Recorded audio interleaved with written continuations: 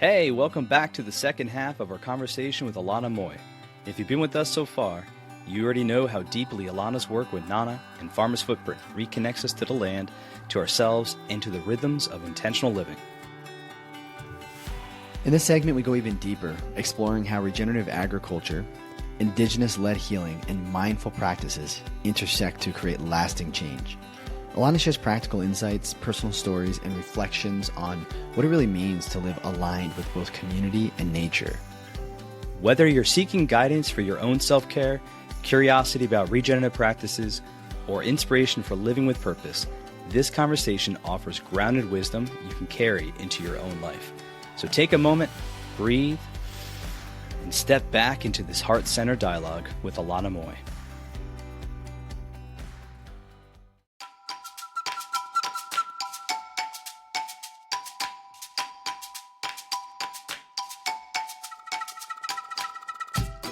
So how does one find this, right? If I wanted to know Native people in Pennsylvania, if there are any, how do I go searching for that? Is it a simple Google search or? Well, and what benefit would that bring? I mean, I'm very practical. Like, we're having this conversation, but at the end of the day, let's talk practical here, right? Yeah, the benefit of it, understanding, you can shake hands and learn from this person and how they did stuff, but let's get to why people would really care about that besides just knowing a good story. Why does it really matter? That's the question. So maybe Sam's first question is hey, good ways to find people like this. And if it's just Googling and that's the best answer, that's fine. But then the other one is I want the practical. I want to understand how many of these, these are good conversations to have and we need to have more of them. But we need to start doing stuff to really make an impact. Mm-hmm. Yeah, that's a great question. And for the first part of it, it's as simple as a Google search. Nice. You didn't have a golden key. I was like, all right, that's she knows all the tribes everywhere in the world. Here you go, Sam. There are so many, but there are some incredible maps. And as you said, it's our political borders, become so irrelevant when you start looking at the way that tribes are distributed. The Mexican American border used to be those are the same, the Kumeyaay, back to the Kumeyaay tribe. That's a tribe that is in Mexico and in the US. And so that, there's a lot of conversation around that. But there wasn't blockage of any kind. It was just land. It was just land. Yeah. And people would migrate in different seasons, whatever. And to your other question of what can we do, why do that? I think that's super important to ask ourselves. And a lot of the time, to give a really specific example, in the LA area, right after the fires, a lot of different groups were starting conversation around how do we build the city again? Why are we so susceptible to fires, and in different regions, I think we can all point to different challenges that we're having, whether it's a water shortage, or fires, or different things that the way that modern society is structured aren't really working for us. A lot of the times, especially when we're looking into what are our options, what could the future look like, because a lot of what we're doing is very clearly not working. Indigenous communities have a lot to say about that. Back to the LA example, they know how to design fire mitigation pathways. Because it's no shit that it all got burnt down. We told you guys that this is how you manage a plane, a playing field. So a lot of the time, depending on what industry you're coming at it from, but I think inviting in Indigenous perspectives to design systems across industry. I see it a lot in the food system, of course, where the answer to that specific question is, well, you're trying to move away from an industrial food system to a more regenerative one. Ask your local Indigenous community, what grows there. how do they plant it together? How did they make it work? And this is true for construction as well, and development initiatives too. It's like, okay, you're wanting to build this like hotel right near a mangrove or whatever. It's like, well, you probably need to consider a lot of things if you don't want that to like be flooded very soon, or to. And so I think bringing in Indigenous perspectives at the decision-making process when we're trying to transition into a more regenerative system, regardless of the industry. Like it's also true to education, like a lot of our modern education systems are like very hierarchical. They don't encourage a lot of curiosity from the students or participation. There are so many other ways to learn and to share knowledge. A lot of it is through story. A lot of it is through being on the field. So just inviting in, perspectives and practices that have stood the test of time. Sure. I'm curious on, this all seems like most conversations that we've been having with our guests, a lot of this stuff seems common sense. Am I wrong? Is that an unfair statement to make in the food aspect? Like, this seems common sense. Like, why did we get to the point that we're at? Like, why do we shift? Was it just convenience? Was it, from obviously you don't have the golden ticket here where you know it all, but it's just from your perspective. This does seem common sense to me. Like, why would we have not just stuck with regenerative farming? Is it because it wasn't cost effective, in the industrial side of things? Or is it impossible to have regenerative farming on the industrial scale that we need with the supply and demand? This is a fascinating question, and I'm so glad you asked, because I agree. It's like our current food system, it's so inefficient. Yeah. It's not working. I always ask that too. Like, what the heck? Like, I don't understand. Well, it was the worry of feeding enough people as a population issue, and I don't even know if they. Anyway, that was the big issue. And that's I don't know if they take that into account anymore. Like, I really that's don't. what they say. They're trying to justify it. Obviously, there's a lot more behind that there. I mean, look at the landfills, though. You can simply save just by landfills and dumpsters of how much food. Food waste is a huge issue. And there definitely was, like, right after World War II, that there was, like, a food shortage. And we also had access to a lot of technology and chemicals that were developed for the war. So a really specific example of that is Agent Orange, that was developed as a war chemical, and then it was brought back and started to be used in agriculture. Let's spray it on our food. Like, what? Kill people. I'm sorry, but maybe what it'll kill idiot bugs. would think of that as a good thing, man? Like, this topic infuriates me. Seriously, and I don't eat dude, much. And I'm not even a large eater. Like, it's crazy to me. But like, people that really take in all this food, like, how does it not anger people to hear this stuff? And I'm sure as they do hear it, it probably does. Or maybe I'm just a solo guy out here that's So what did you learn a lot through your exposure to all this? It's the myth. You said it's a big myth, right? Mm-hmm. Dwarf wheat was created, the Feed the right? World. Yeah. The Feed the World. Yeah. I mean, maybe back in the day, there was some truth to it, like food shortages right around after World War II, Agent Orange, because there was less people in the farm, that we also saw, like, there was this promise of, go have a career, like have a proper career, go into the city. A lot of war veterans themselves and their children too, I think, started getting a lot of support to study a career. So maybe, or I'm pretty sure that contributed to a big, like, exodus away from the countryside and into big cities. Yeah, that makes sense. Yeah. So that and then that on top of the use of some chemicals that were developed for war to reduce the amount of labor that was required to, like, weed, for example. It's like rock pick, something like the basic stuff. Yeah, the basic stuff, that there was just less people So at the time it was like, and that on top of subsidies from the government to produce certain crops and to utilize certain pesticides and fertilizers. So that was also a huge incentive, like on a policy level. Yeah. Right. You got this this overhanging, we'll just say debt that these farmers have. Right there. I used to work on a farm. Jared and I, we grew up, unofficially we worked when we were mad young on the farm, and we weren't even farm kids. But we were Husky boys back in the day, so they put us to work.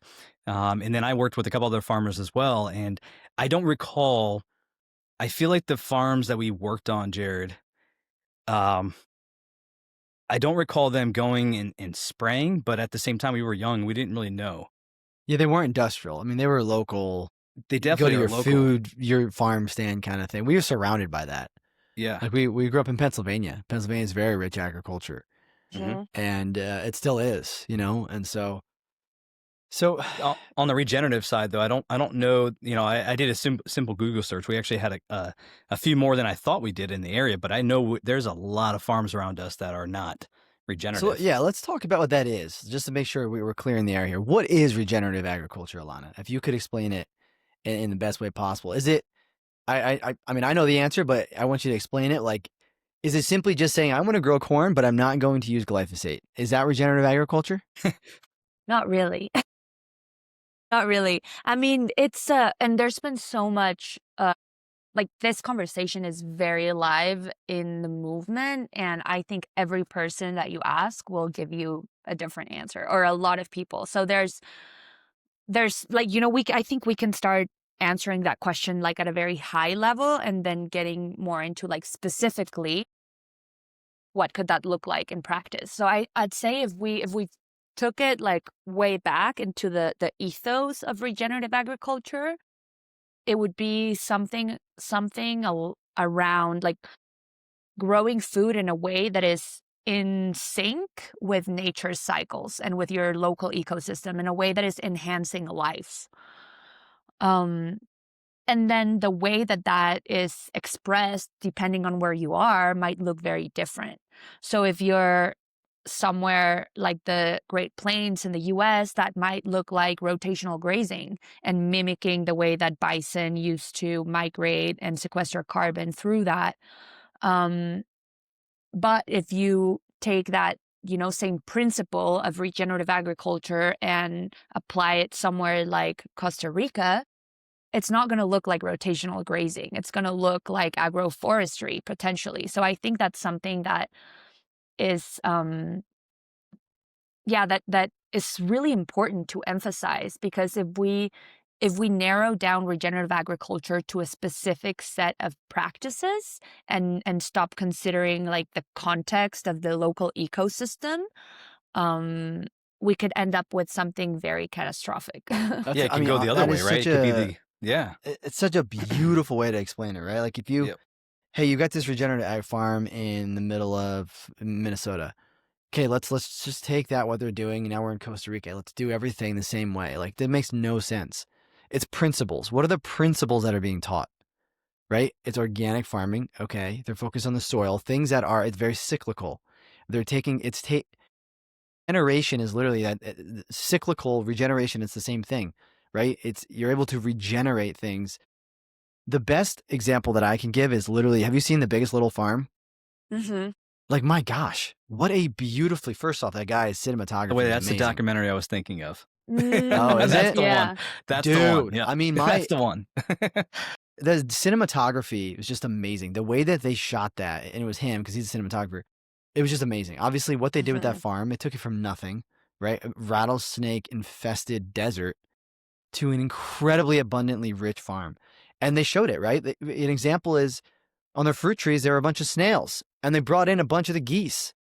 And the geese just went to town on these snails. Yeah.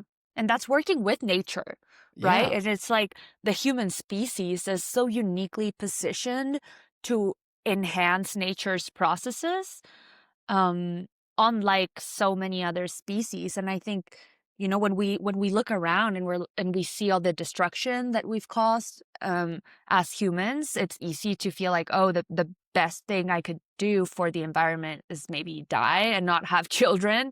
But when we think of the regenerative potential that we could have, then it's like, oh, this planet needs me and all my family to like do everything that I can, because we have had an unprecedented impact, and we could continue to have an unprecedented impact in a really restorative way. And I think that's what we're trying to do here with a lot of these movements. Like, how could each decision that I make throughout my day contribute to life?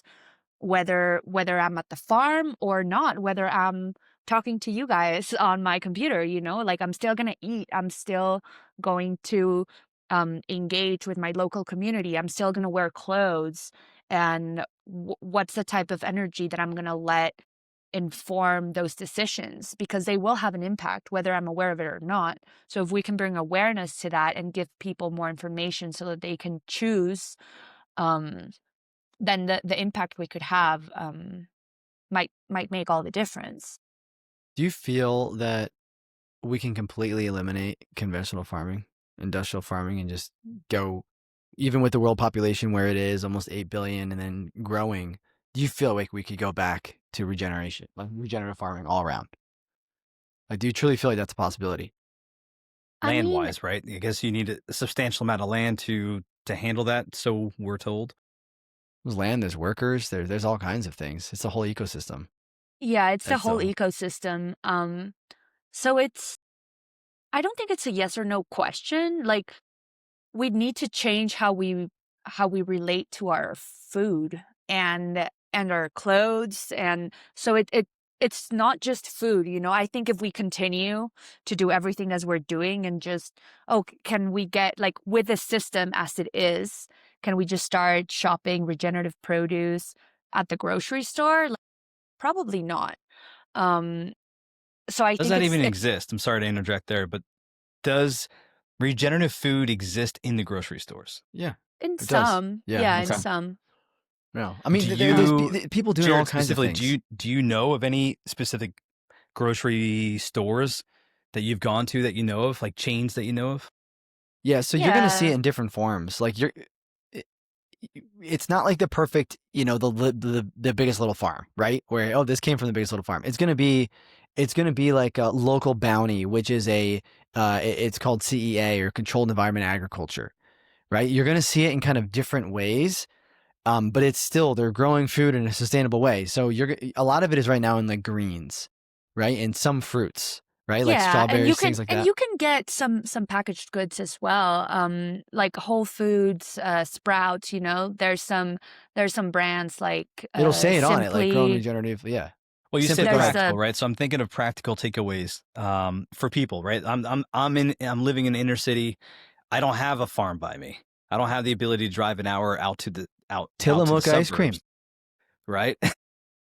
So you have brands. That's the take home. That's another thing, Alana, that we like to in our shows. What are practical takeaways that people can have? So Tillamook, Jared, you mentioned that. That's a brand out there. Certified B Corporation. That ice cream is freaking amazing, by the way. Yes. Yeah. And even before, you know, like certifications and verifications are important. I think they have a really important role to play. Yeah, but even before that, like I'd encourage people to buy locally as much as possible. Like get to know who grows your food. You know, if there's a farm around, if there's a farmer's market, go talk to them. Go ask them what they grow. Do they spray? Do they live on the farm? Those are all great questions to ask a farmer. If they live on the farm, like that says a lot. You know, most times when the farming operation is nasty, they won't want to be anywhere near it. Huh. Butchers too, right? You're thinking about like butchers. I'm thinking we have a farmer's market by where I live, and that is a great question. I haven't thought about it while I go there, but next time I do go there, I will. Yeah. You know, there's one butcher that's pretty friendly, and I wonder, you know, some people probably keep some stuff close to the chest. Those people probably are the ones that are not in this ethos. My guess is that the ones that are in line with what we're talking about, they're willing to share. Right? We talked about CrossFitters and vegans, want to tell you all about it. Make sure you have yeah. some time, because sometimes, like when farmers are proud of what they're doing, they will talk. No, They will Yeah, talk. you're right. That's a disgusting. good point. That there are things in the stores. There are things that you can buy. It's grown regeneratively. You'll see things. There's a lot of there's a lot of companies. Like if you want processed stuff, like there's processed food that's grown in a better way, right? Like certain chips that are like popcorners, for example, right? Like it's grown in a better way, better ingredients, the way it's actually made, those kind of things. But also to Alana's point, like as local as possible, right? Get as Yeah. many things as possible locally. And if you can't get it locally, like you could buy it from somewhere where it was grown locally, right? Yeah, yeah, totally. And that also gets us to, I know at the beginning we were talking about like plant-based diets or veganism, I think the more that I lean into the conversation, the more convinced I am that there is no one ideal diet for the human body. Like humans can thrive on so many different diets, and most times it's the most regional, local, seasonal diet where you'll be able to find like the best quality produce that will be best for Yeah. you Yeah. if That's the you're blue living zones, there. right? The blue zones. Yeah, Mhm. yeah. That's Mhm. what it is. Yeah. It's all Yeah, yeah, about yeah. local, right? And a lot of them, if you look at what they're eating locally, yes, it was largely plant-based, but they were still consuming, animal products in an appropriate way. Yeah, man. For We sure. talked about the documentaries. I mean, that's a good start that people can, if they're film watchers or if they like researching, they can go up on Google as well. But those documentaries are a good start for people to just get aware of what's happening with our food. What's And out holy there. shit, I didn't Yeah. realize that we needed that many millions of cows for me to be chowing down on McDonald's. Side note, McDonald's, people hate it, but I say I eat twice, once every 2 days or something like that. I have no It's Mickey problem D's. housing a Big Mac, right? Like for Alana's me, like, no, I can't hear this. so for me, again, I'm all about the balance of things, and we all have progress, and I I'm eat aware nothing, but when that I do, Totally. as it's I dive McDonald's. into the practices of, again, not trying to shit on any kind of brand at all because we want to be neutral here, but we all have progress with it, and we all have our guilty Totally. pleasures and things like that. And as we become more aware of practices, it's just about shifting that. Okay, I'm not going to go 12 times in a month. I'm going to go only whatever once a year Yeah. or whatever it At might be. least know. Like, and Yeah. for you it's McDonald's. For me, it's sweets. Like, I Okay. got a sweet tooth. Girls be I love chowing down on some chocolate. Twizzlers. She I got the like, abuelita with the pan dulce. Okay. yeah. I mean, I love sweets. I love bread. But at least know. At least know when you're eating a Big Mac Yes. that it like know what that entails. What is the What is effect it of going to that? do And to the system?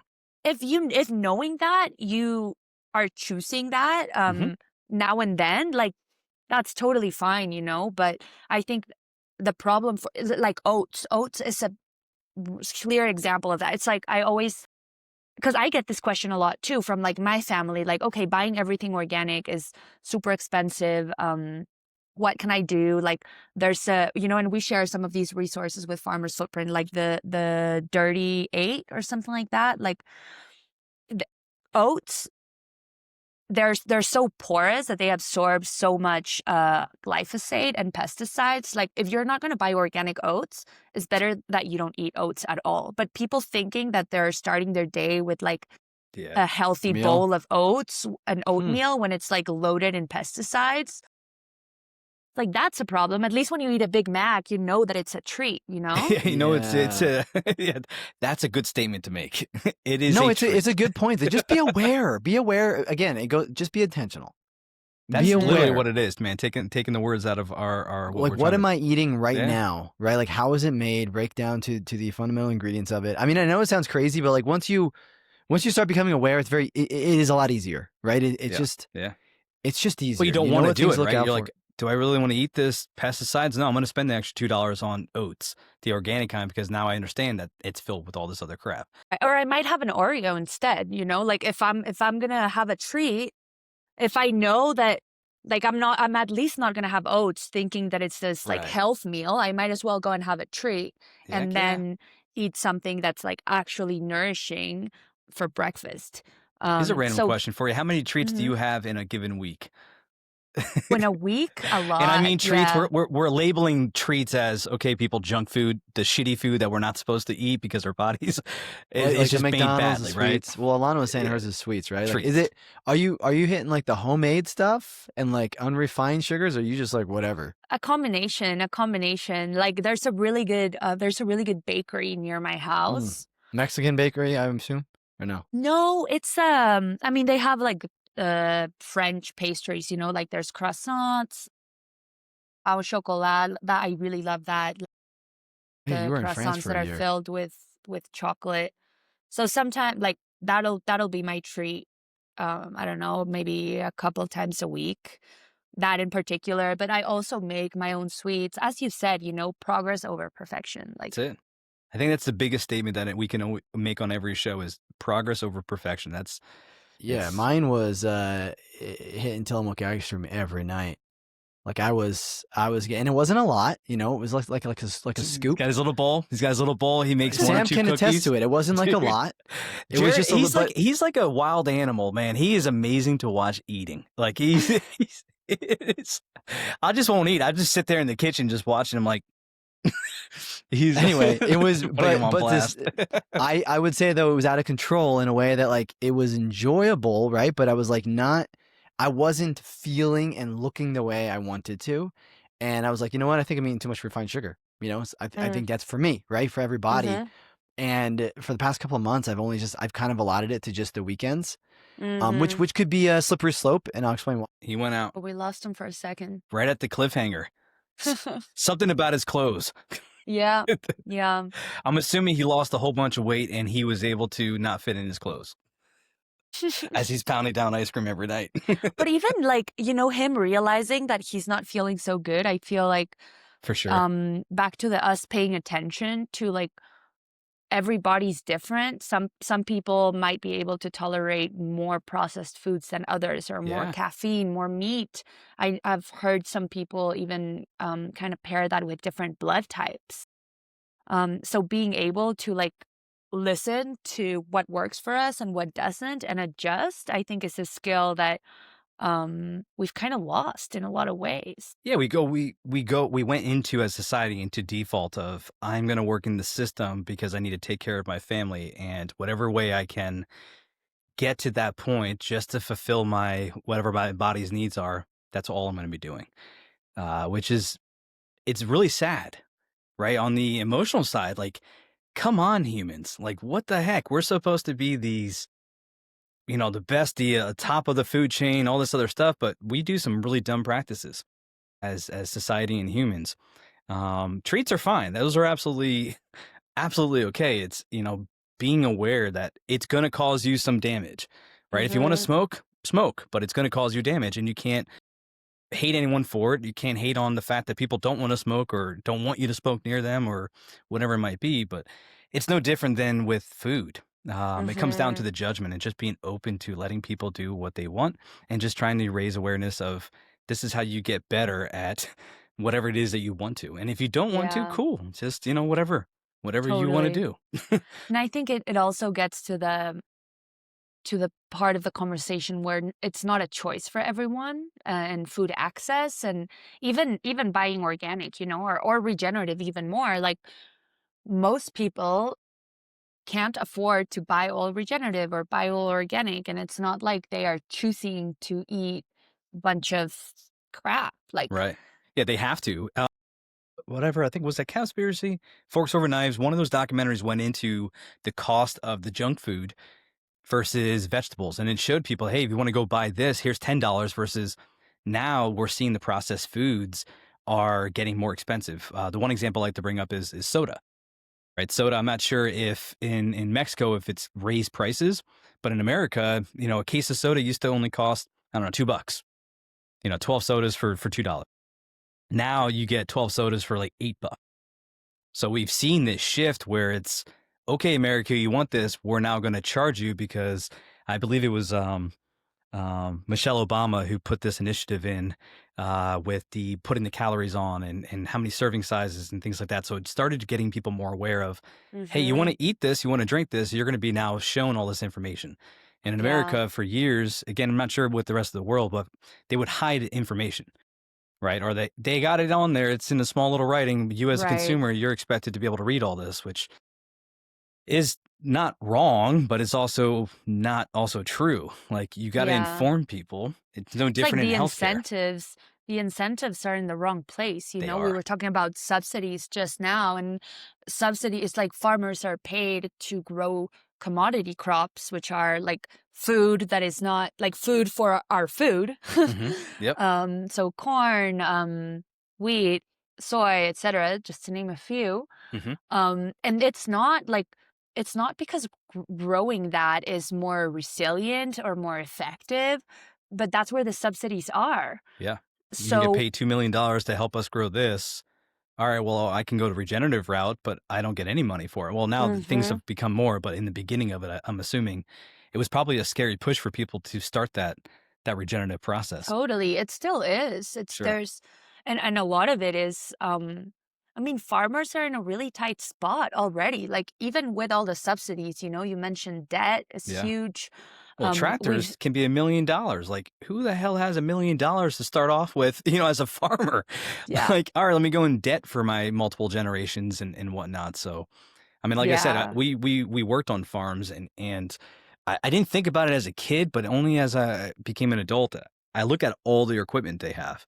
I see all their land that they're paying taxes and stuff on. And I know the government helps out with certain, lower taxes, and it's registered underneath this. It helps a little bit, but you still have operating costs, and you have the normal, I have a family to feed.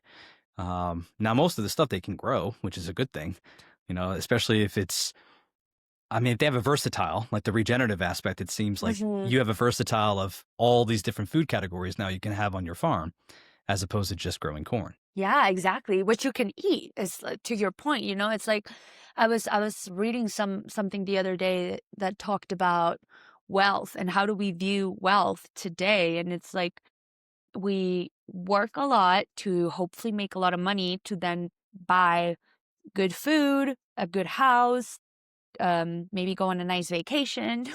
Yeah. And sometimes it could be a very inefficient way of finding good food, a good house, and a lifestyle that you enjoy. Like, there are much more direct ways to go about that. It's like, I went back to the common sense. Like, the common sense is, let's all just shift. I don't know why it's not just like that, right? So I like I said in the beginning, I'm coming from a very ignorant standpoint, because I know majority of the world is very ignorant on this topic. Because if they weren't, then we would not see this. Or they're putting a blind eye purposely. It's either one of those. Either they're ignorant to it because they just don't know, or they're purposely allowing it to happen because they're greedy and they just don't care about the human race. In my mind, that's all I see. I'd like to, if you want to express a little bit, if you kind of align with either one of those points, or maybe you're right in the middle. Yeah, I mean, I think for most people, we've been raised to aspire to certain things. I think most of us, yes, there's for sure people that just straight up don't care and are very aware of the exploitation and destruction that they are having and doing that very intentionally. I think that's definitely some people, but I think for the majority of people, hello. There he is. He's there back. He is. Sorry about that. But you're good. Jared, we were talking about the society. Like, it's you have two ends of the spectrum of either people are ignorant, or they are knowledgeable of what they're doing and they just don't care. And I was asking Alana to elaborate on, what her opinion or perspective is on which is it. Yeah. Essentially. Yeah. And I started to share that I think there's definitely some people who are aware of the extraction, destruction that they are causing. But I think that's the fewer people. I think for the majority of people, we've been taught to work towards something, and that means, back to the example you were talking about, and like providing for your family, or having a career. You know, in my case, it was like, oh, I wanna help my community. I'm gonna go to law school. And it's like how we grow up, you know, and what we think is possible, what we think will make us a good partner, a good person, a good citizen. And I think we got the story all wrong. Sure. I Would you agree know, with that. back to what we were saying about Indigenous communities, like the stories that they still share about what it means to be human, and what they're aspiring to is so much more beautiful, and makes so much more sense too. Like, you know, it's stories about being in community, it's stories about singing together and dancing together and praying and being in community, and these are the stories that they have continued to pass down. So I think that the modern story that we get about you know, studying something, going to work, buying a house, like that's just a different story altogether. But I don't think I do think most of us, or most humans, and part of the human essence is like being part of life and enhancing life. And I think whenever we get far away from that, we experience like on ourselves the negative effects of that, whether that's through like our mental health, you know, depression, disconnection, anxiety. I think so much of the um, like diseases or symptoms that we're dealing with nowadays are because this is not working for us. 100% agree. Yep. It's you're right. The script that we are, or the story that we're living, is this: go to work or study, go to work. That part you missed, Jared, where it's just false. It's just the wrong story that we've been told as society, and we've forgotten to go back to the origins of the food. Food is medicine, we hear all the time. Food has helped people to regrow certain cells in their body, regenerate certain things in their body. Jared, we had conversations like this before, where a certain amount of time goes by and your body starts regenerating itself, right? For certain systems in the body, your nails, your hair, like your body's constantly regenerating. So if you're constantly filling it with that treat, that's all your body is growing. So no different would it be with how society, if we're constantly filling it with this treat of this story that we just said, it's only going to become that, as opposed to now switching back and let's retell the story. Let's reconnect to the roots, by finding the natives or finding the indigenous side of ourselves. A lot of Americans are immigrants, right? So some of which has crossed over, which is awesome, the culture, the indigenous side of them. But a lot of us just forgotten that story, right? We're first generation, those ones are okay. Second, third, fourth, fifth, sixth, seventh, there's no way that they're still living that same story. If they do, it's probably in a very small pocket. So a lot of us has very, very much have become this just default setting, right? Going back to the happy age from default to the intentional. And this is the story that then these generations who are a little further removed from those traditional practices, like the story that we get told is designed by like mass media, you know, and marketing, and we see like this big companies invest a lot, like there's millions of dollars that go towards like making sure that that story lands. Yeah. I saw a commercial the other day. I'm Mhm. like, I don't remember the last time I saw a commercial, first off. And second off, why the hell does that company feel like they need to spend whatever they did to explain their product where it's already known? Like, you're just trying to enhance, like, why don't you enhance it with something different and better? America, you know, again, shitting on America a little bit, we're very closed off to a lot of the stuff.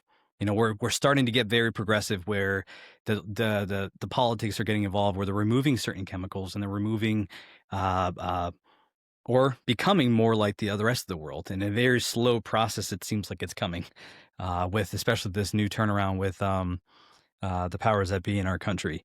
I forget his name, but the guy who's helping with taking away the red food dye and all this other stuff. Yeah, Bobby? Bobby Kennedy. There you go. So I think we're on the right track to some degree by having more of these conversations, connecting with each other like this, being open about it, and like, again, being vulnerable. Like, I don't know everything, and I don't know anything about the food and indigenous and native people. And a lot of people I feel like are afraid to say that, afraid to say, I don't know something because I cannot be vulnerable. I cannot show that I don't know something. Have you come across that in your, I guess, experience over the last 6 years, 7 years with Farmers Footprint? Absolutely. Yeah. Both internally with the team and externally too. And in my experience, whenever people say that they know it, they don't. So I think this place of curiosity that you're approaching the conversation from is like the way to go, like I've been immersed in this space for years and I still don't feel like I know so much. It's Seriously. like the more that you know, the more that you realize you don't know. Yeah, I get that. Honestly. I read a book do you guys interact with Mark Hyman much? Dr. Mark Hyman? His name sounds familiar, but not personally. Yeah, I just wasn't sure. He wrote a book called Food Fix. It's just, anyway, Yeah. There's a book. So I read that book a couple of years ago, and what I really liked about it was this whole idea of the systemic issues that exist in the food system, and then he gave obviously solutions for it. And so that's why I found it really interesting book. He wrote it in like February of 2020 is when it was released. But reading that book, I was just like, oh my gosh, there's so much that needs to happen, like an insane amount, right? And honestly, at the end of the day, it's like, all right, if you feel out of control, just like start with yourself. Like start with what you can do. First thing, yeah. You don't necessarily have to go start a Farmer's Footprint or go work for a Farmer's Footprint to make an impact. But not at all. It's like, oh, sorry. Go no, ahead. that's it. Yeah. Buy locally. Start there.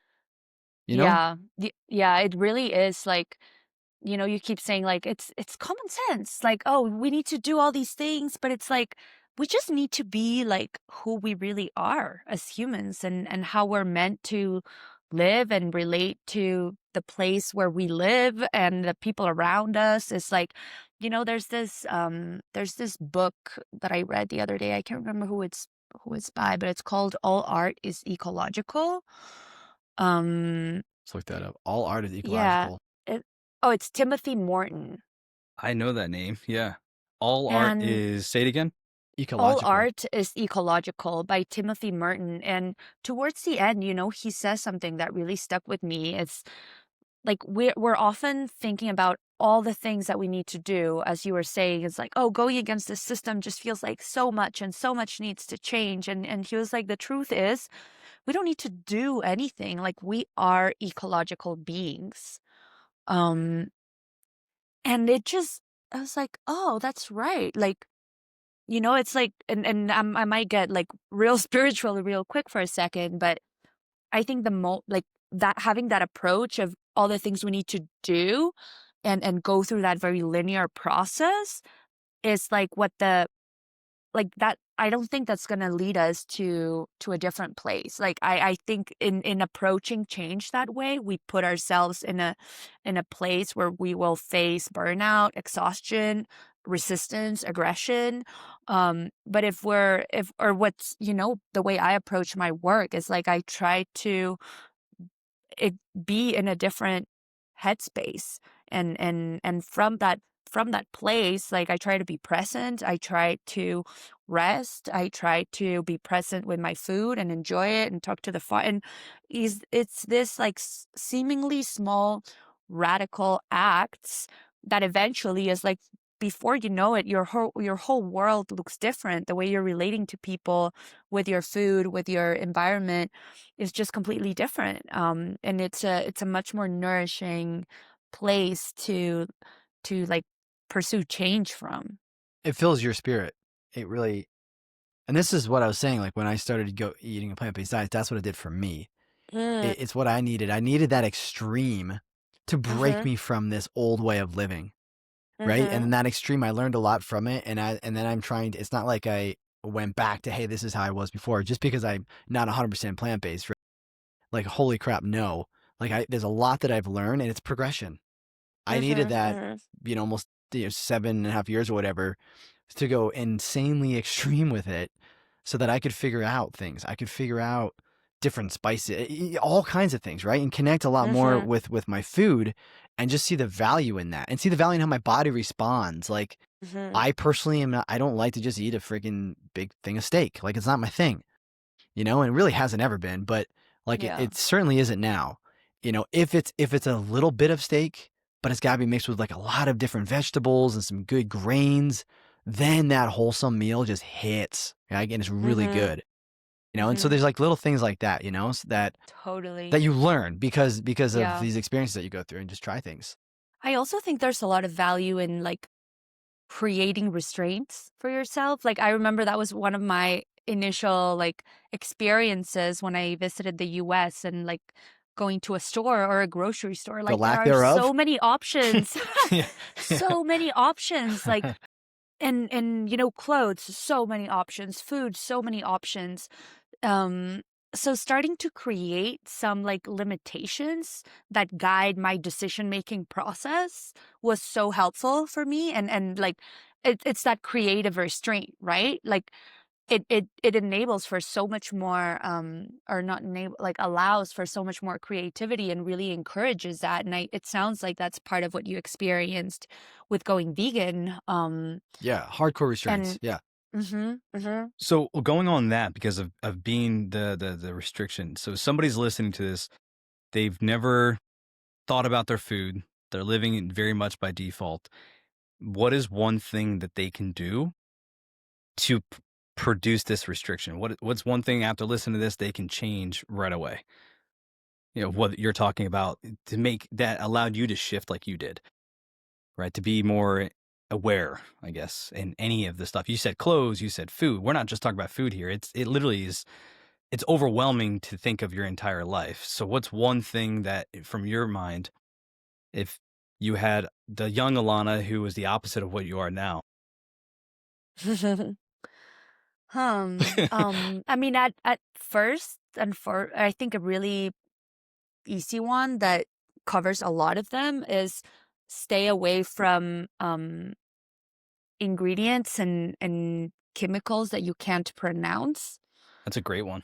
A lot of the times, it means that they are highly processed, and this is true for most foods and a lot of like beauty products and skincare as well, where it's like if you see like a big list of ingredients that you can't pronounce, you probably should not put it in your body. That's a great starting point. Is if you don't know anything, just look at the ingredients. If it's long, put it back. If you can't pronounce it, put it back. Yeah. Black and white mindset. That might be a good start. And then you can kind of like what you said, Jared, that's the extreme version, right? The extreme version is, okay, long list of ingredients, I'm going to put it back. I can't pronounce these ingredients, I'm going to put it back. Until whatever feels right for that individual of when you become, I'm putting Jared's kind of putting both of what you're saying together. Jared went to the extreme route. It took him 7.5 years, whatever amount of years it might take an individual to finally become more aware of the food and to, or clothing or shampoo, whatever it might be. That's a good start. Thank you. Yeah. I'm thinking, I had a conversation with my wife a little bit ago, and again, being the extremist that I am, I'm like, and I guess from a privileged position, because anyway, I would say certain things like, I was going on this thing about cereal, and just, and again, I go to the extreme really quick, and I'll try to like, not be that way, but effectively I'm just like, it's such garbage. Like pretty much that's what it comes down to. Like it's just straight up garbage. And cereal as a whole is what you're saying? Yeah. I'm just going to say, like, sure, there are some more healthy options out there, which fantastic. Thank goodness for that. But at the end of the day, most of it's garbage. Most of it's chock full of refined sugar. It's just like, anyway, so there is some like 99% of cereals. Yeah, it's just I had Raisin Bran. What do you mean, man? That's good. It's got raisins in it. Here's raisins that were laced in sugar that is on top of some incredibly processed, like GMO, like just garbage. So anyway, we're talking about it, and she's like, that's great, but what about the mom who's got 3 kids at home and is trying to figure things out for herself and is working 2 jobs? She's going to buy that cheap cereal. That's the key right there, man. That's what the this cheap is all about Equate right brand Walmart cereal, right? That's something that, and I think, Alana, you've seen kind of both sides, where I feel like you've worked with people there in Mexico that are that kind of that way, the mom, but they probably have not nearly as much access to that kind of garbage that we do here in the States. And then you've seen it here in the States. So I'm wondering, what is it? How do we help them? Right? Like, what do we do for them in the That's the current majority situation that they're in? of most populations, right? That's unfortunately the majority of how people live right now. Yeah, I mean, I totally. personally live in that chaotic world. I got 3 kids.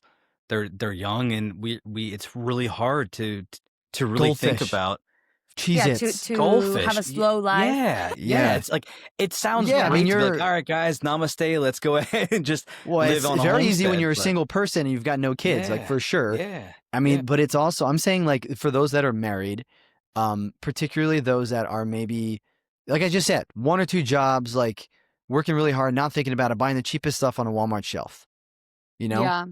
Yeah, and that's I think that takes it back to something you asked earlier about, do you think we could, when you asked me if I thought we could get to a place where all food was regenerative.